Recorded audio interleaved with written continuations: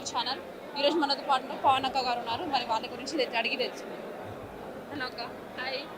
ఈరోజు ఇప్పుడు సాయి చంద్రలో లోటు బీఆర్ఎస్ పార్టీ గురించి కనిపిస్తుంది. చాలా ప్రతి సభ సాయిని మిస్ అవుతుంది. తన పాటతోటి తన గానంతోటి సభ మొత్తము ఆకట్టుకునే విధంగా చేసేటోడు. అటెన్షన్ సాయి వచ్చిందంటే మమ్మల్ని అందరినీ అటెన్షన్ లా, కేసీఆర్ బాపు వస్తున్నాడు అనగానే మమ్మల్ని అటెన్షన్ లో కూర్చుండబెట్టేటోడు. సాయిని సంవత్సరం అవుతుందంటే ఎవరం నమ్మలేకపోతున్నాం.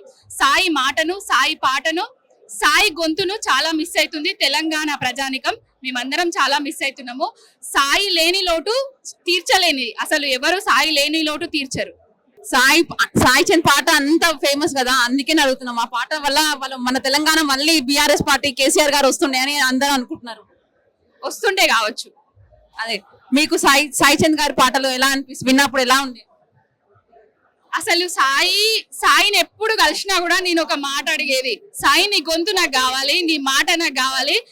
అసలు మైమర్చిపోతున్నాము నీ పాట విని. మునుగోడు మనగోడు అనేసి ఎలక్షన్లని 2 నెలలు అక్కడ చేసిన అనమాట క్యాంపెయినింగ్ చేసినప్పుడు. మునుగోడు మనగోడు మనసు పెట్టి విన్నోడు, కరుణాదయ ఉన్నోడు, కల్వాకుంట్ల చంద్రుకుడు అనే పాట పాడిండు. ఆ పాటతోటి మేము గెలిచినాం అనుకుంటా. అంతే. ఇంకా థ్యాంక్ యూ అక్క.